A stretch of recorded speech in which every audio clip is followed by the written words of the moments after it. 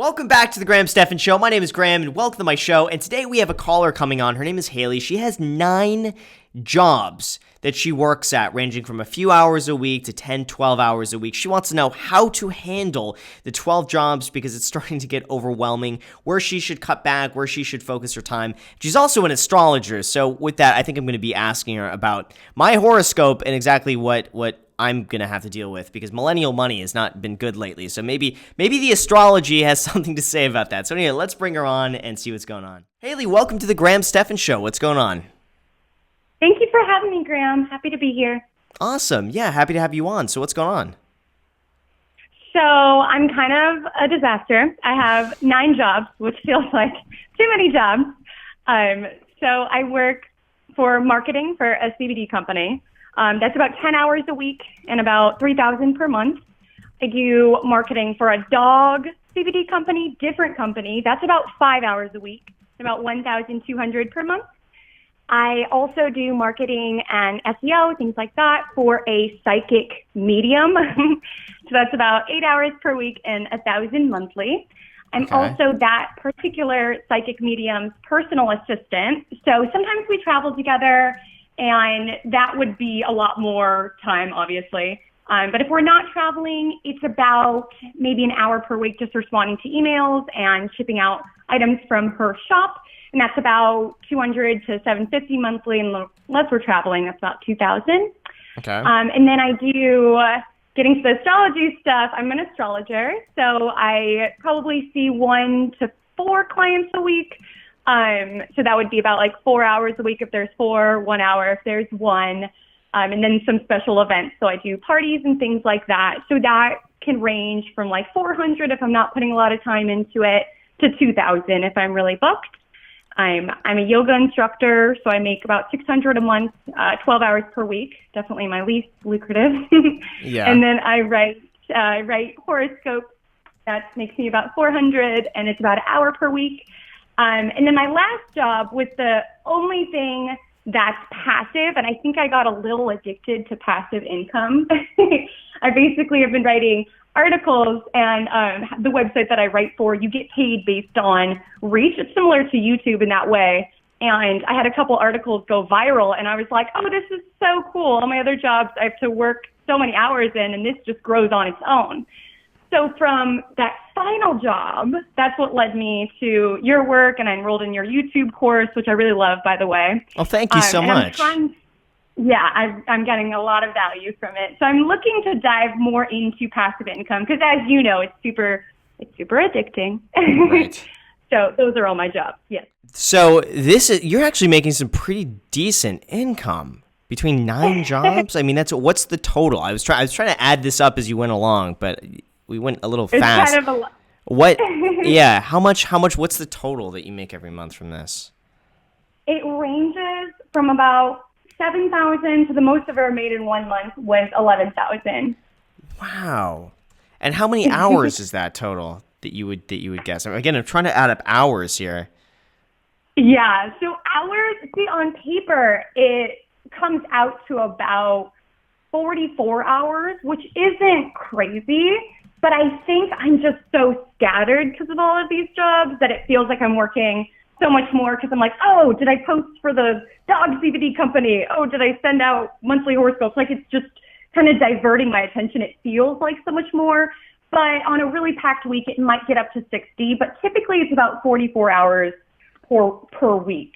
But I just feel really scattered, if that makes sense. So I mostly wanted to talk to you to see, from your perspective, do you think it's a wiser decision to like really focus on the things that are making lots of money, or continue to just build income as much as possible with all these different streams? Well, the first thing I would do is get rid of the yoga.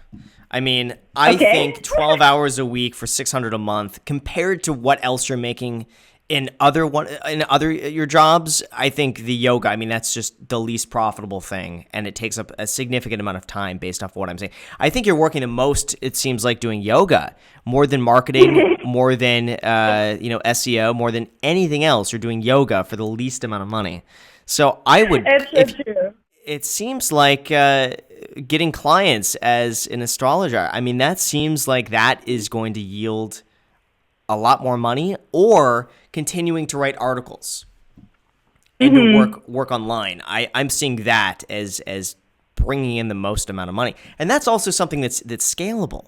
I mean, even just going and making YouTube videos about like the astrology of the day, and you can pump out so many videos because it's almost like a daily thing. And I don't know how that would bode for the YouTube algorithm to post a whole bunch of like 1 to 3 minute videos, but at the very least, I mean that is income that you could start building up or start doing. No, actually, instead of daily, because that's not going to give you a lot of residual views, do monthly. Do monthly or do yearly, like the I'm a Taurus, so we got to talk about my astrology here. But like for instance, you could do like the Taurus monthly, and in that way for that month you could probably get a decent amount of views, or you could do like a Taurus annually, and that way you just got to make one good video every single year, and maybe you could even update it like halfway through the year or something like that. I think, but. Besides that, I mean, I would just cut out the lower paying jobs or things that are just distracting you from making more money, because you're doing so many things. Yeah. Like, it's too many things. It's too many things. I got to say, it is too many. It's too many things. So I would start small. I would honestly start by cutting out yoga. I would just cut that out, and then you have 12 hours extra per week that you can try to spend in other areas where you can start making more money. So I would cut out yoga, and then use that time in something else, and just see how that turns out, and see if you start doing better work and making more money. And if you do, then go to the next thing that's kind of distracting you. It doesn't need to be necessarily the thing that's making the least amount of money, just something that maybe is the most distracting to you. Right. Okay. So just kind of look at the jobs that kind of pay the least and are distracting from the big vision of it all, and start working with those.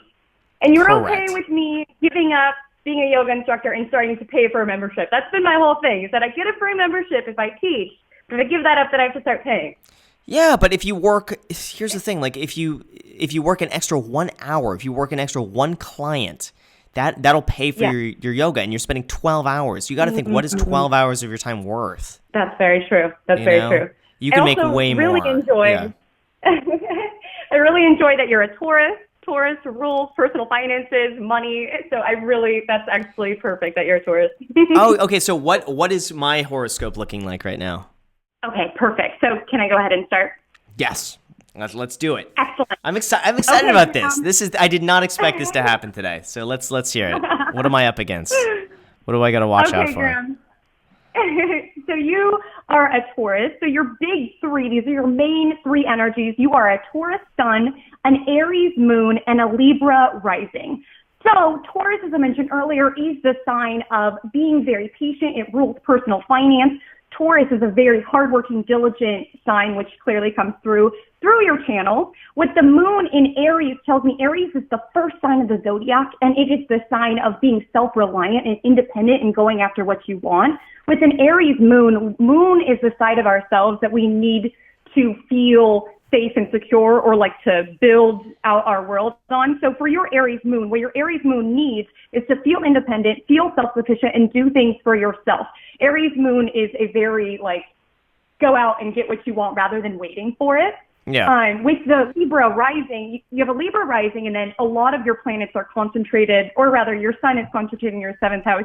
Those are related. So Libra in 7th house is about other people, one-to-one contacts. I would imagine that this is kind of attributing to your success as a realtor, because when you talk to someone, Libra energy is really able to kind of mirror what that person is back to them. So they tend to be very skilled in one-to-one dialogue, connections, things like that, because they're able to kind of meet people on their wavelength. Another thing I want to mention is Venus, which is the planet of money. Clearly, your Venus is very happy. It's exalted in the sign of Pisces, which is interesting to me. But so when you have a happy money planet, which it's happy, it's in its favorite sign to be in, the ability of Venus, which is love, which is money, which is pleasure, is able to operate at its fullest capacity.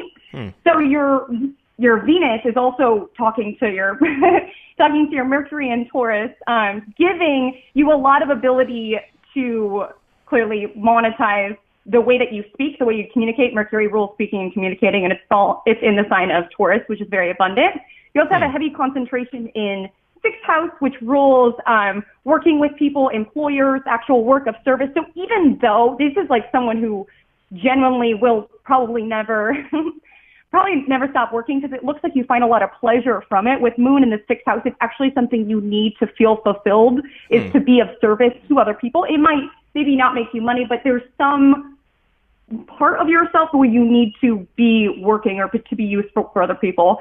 And then the final note that I'll say is that your midheaven, which is like the peak of your reputation and your career, you have Jupiter right along it, which is Jupiter is the planet of luck and abundance and expansion. And when it's on your peak of career, it's once you move into what you're meant to do or your midheaven offering to the world, things kind of magnetize towards you. It's a really, really abundant placement. So yeah, that's just a little sample. So that's amazing. So am I in the peak of my career right now? Is that what that means? Like, is this the best it's going to get, or is it something that I'm going to be like transitioning? I want to know this.